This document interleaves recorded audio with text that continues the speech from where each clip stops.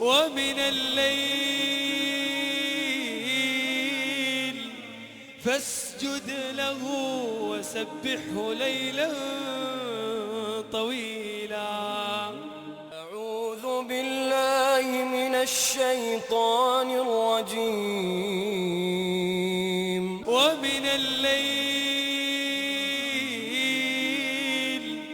فاسجد له وسبحه ليلا طويلا.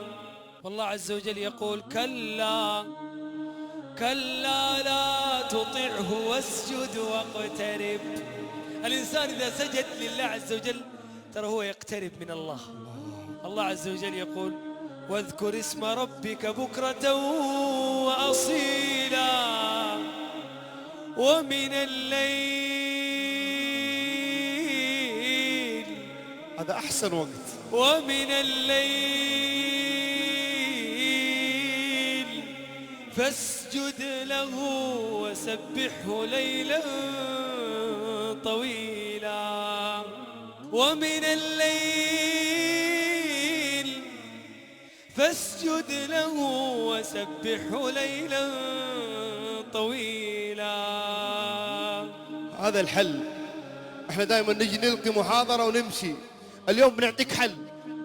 تعال متخرج من الثانوي وما حصلت وظيفة، الحل موجود، السجود. ومن الليل فاسجد له وسبحه ليلا طويلا. مهموم هذا الحل. ومن الليل فاسجد له وسبحه ليلا طويلا. عندك ذنوب، سجود. ما تسجد لله سجدة إلا يرفعك الله درجة. درجة فين؟ في الجنة. تعرف ايش معنى درجة في الجنة؟ يعني بين الدرجة والدرجة في الجنة كما بين السماء والأرض. تحصل على الدرجة بإيش؟ بسجدة. فيك ضيق، يجيك ضيق سؤال، تجيك ضيقة، تجيك نفسية، تتضايق كذا بعض الأحيان، تحس نفسك طفشان زهقان متضايق، والله الحل في السجود. ولقد نعلم أنك يضيق صدرك. هذا محمد صلى الله عليه وسلم، فكيف بغيره؟ ولقد نعلم أنك يضيق صدرك بما يقولون. علاج الضيق هذا.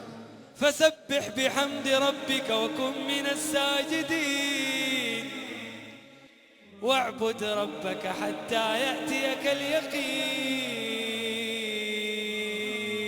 كتاب أنزلناه إليك لتخرج الناس من الظلمات إلى النور بإذن ربهم